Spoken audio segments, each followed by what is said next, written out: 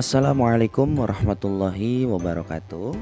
Selamat pagi anak-anak semuanya. Salam sejahtera buat kita semua. Semoga kita semua selalu dalam keadaan sehat walafiat ya. Amin ya rabbal alamin.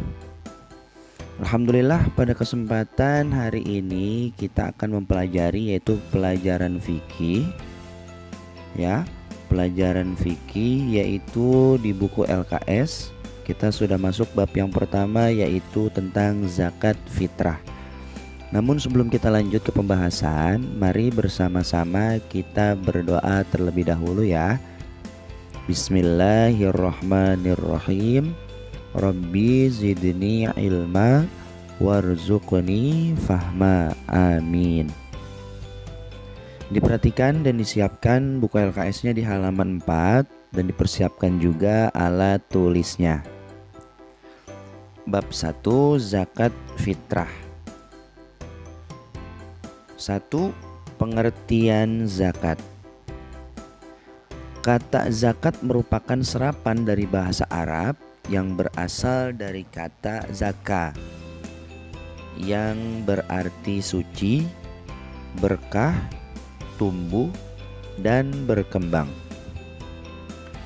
Zakat juga dapat bermakna membersihkan atau menyucikan.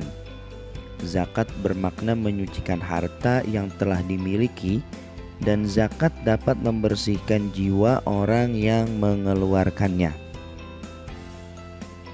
Sebab harta yang dimiliki seorang dapat menimbulkan penyakit dalam jiwa, seperti sifat kikir atau sifat pelit ya. Sedangkan menurut istilah, zakat berarti mengeluarkan sejumlah harta tertentu untuk disalurkan kepada orang yang berhak menerimanya atau mustahik, yaitu orang yang berhak menerima zakat ya, sesuai ketentuan Allah Subhanahu wa ta'ala di dalam Al-Quran dan hadis. Kemudian sekarang kita akan membahas hukum zakat. Hukum mengeluarkan zakat adalah fardu ain. Apa itu fardu ain? Fardu ain adalah kewajiban yang dilaksanakan per individu ya, atau sendiri-sendiri, tidak bisa diwakilkan. Kalau fardu kifayah bisa diwakilkan, kalau fardu ain harus dilakukan sendiri-sendiri, seperti halnya sholat 5 waktu ya, kemudian berpuasa.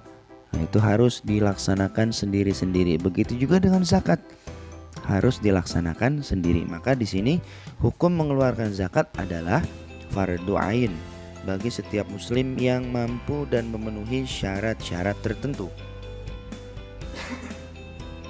Zakat termasuk ibadah seperti halnya sholat, haji, dan puasa. Ibadah semacam itu telah diatur secara rinci berdasarkan Al-Quran dan hadis. Selain menunaikan kewajiban terhadap Allah Subhanahu wa ta'ala, zakat juga merupakan amal yang berkaitan dengan sosial kemasyarakatan. Karena kenapa? Karena yang kita keluarkan, harta yang kita keluarkan itu akan disalurkan kepada orang-orang yang berhak menerimanya atau mustahik. Nah, dengan cara itulah, yaitu kita akan membantu saudara-saudara kita yang tidak mampu. Bagi orang Islam yang mampu membayar zakat namun ia tidak melaksanakannya, maka ia berdosa. Kemudian pada masa Khalifah Abu Bakar As-Siddiq pun, setelah Nabi Muhammad SAW wafat, banyak orang yang tidak mau membayar zakat. Namun Khalifah Abu Bakar dengan tegas memerangi mereka sampai mereka mau membayar zakat. Teramat begitu wajib, yaitu kewajiban zakat yang harus dilaksanakan setiap muslim ya. Kemudian di sini di halaman yang ke-6 yaitu macam-macam zakat. Secara umum, zakat terbagi menjadi 2 macam. Yang pertama, zakat mal atau harta.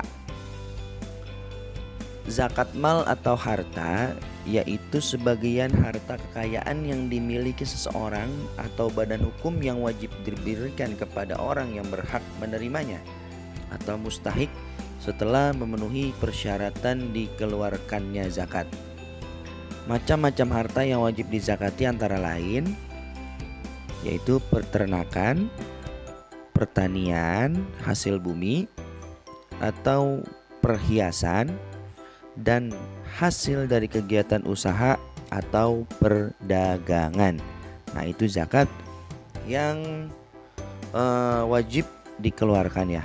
Zakat mal, zakat harta diantaranya yaitu Bapak ulang, peternakan, pertanian, perhiasan, dan hasil dari kegiatan atau usaha perdagangan. Kemudian zakat nafs. Zakat nafs adalah zakat jiwa. Zakat nafs adalah secara umum disebut juga dengan zakat fitrah. Zakat fitrah wajib dikeluarkan oleh setiap muslim yang mampu, baik pria, wanita, tua, muda, merdeka, budak, sebelum pelaksanaan sholat id dengan ukuran sebanyak 1 sok atau 2,5 kilogram. Ya, jadi wajib semuanya, baik pria, wanita. Nah, ini sering yang kita amalkan ketika bulan puasa ya, atau bulan Ramadan. Nah, batasnya sampai kapan?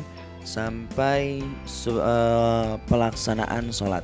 Ketika pelaksanaan sholat id sudah naik, sudah dilaksanakan, maka tidak dihukumkan ketika orang membayar zakat. Ketika sholat dimulai itu tidak dihukumkan orang membayar zakat, tetapi dihukumkan orang yaitu sodakoh.